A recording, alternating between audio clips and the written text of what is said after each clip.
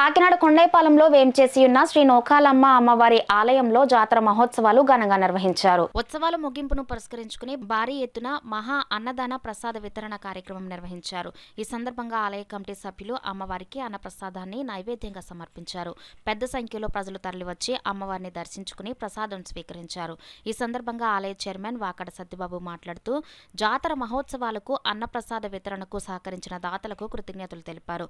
ఈ కార్యక్రమంలో కర్రీ గంగరాజు, ఆడబాల శ్రీనివాసు, కర్రీ రామకృష్ణ, తిరుమల శెట్టి లక్ష్మీకాంత్, వాకాడ వీరవెంకటరమణ శ్రీనివాస్, కొమ్మిరెడ్డి చంద్రవరం శ్రీ, పబ్బినెడి శ్రీనివాస్, ముమ్మిడి రాంబాబు, వీరమల్ల సురేష్, అరిగెల శివాజీ, కర్రీ శైలజ శ్రీనివాస్, కర్రీ అనంతలక్ష్మి, కరగాని వరలక్ష్మి, పట్నాల రామస్వామి, కర్రీ సిరంగ, నందిపాటి శ్రీను, దేవు సత్యనారాయణ, దేవు సాయిబాబు, కర్రీ రాజారావు, సుంకర రామకృష్ణ, దేవిశెట్టి తాతారాజు, వాకాడ కనకరాజు, ముల్లేటి మురళీకృష్ణ తదితరులు పాల్గొన్నారు.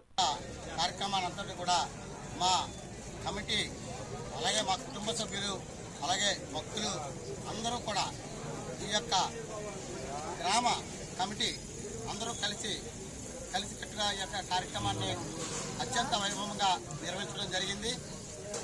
అట్లా వాళ్ళందరికీ కూడా పేరు పేరున కూడా మా ఆలయ కమిటీ తరఫున అందరికీ కూడా ధన్యవాదాలు తెలుపుతున్నాం.